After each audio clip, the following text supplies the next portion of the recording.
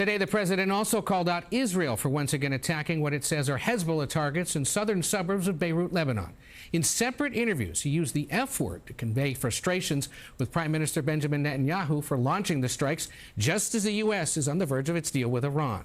CBS's Imtiaz Tyab is in Tel Aviv tonight with more. Imtiaz? Ed, good evening to you. Well, this really could prove to be the most significant diplomatic breakthrough in the Middle East in years. The United States and Iran have agreed to end months of conflict, creating a pathway towards a broader agreement over Iran's nuclear program. Now, the deal calls for Iran to reopen the Strait of Hormuz, one of the world's most important energy and shipping routes, while the United States is expected to ease some economic pressure on Tehran and extend a ceasefire that has largely held since April. But despite the breakthrough, major questions remain. The agreement is only a framework, with negotiators now facing a 60-day window to tackle the far more difficult issues, including Iran's nuclear activities, sanctions relief, and the future of the Iran-backed groups across the region.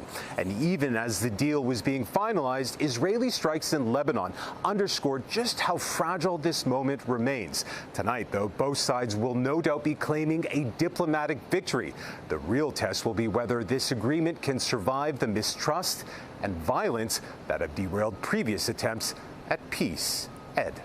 And Imtiaz, do we know who exactly the United States is negotiating with on this agreement? Well, notably, the U.S. isn't negotiating directly with Iran's new supreme leader, Mujtaba Khamenei, who hasn't been seen or heard from since being appointed.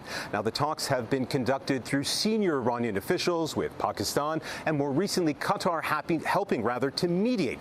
Ultimately, though, any agreement still requires Mujtaba's blessing. So while a memorandum may be signed, the real question is whether the Iranian leadership will remain committed once the harder negotiations begin.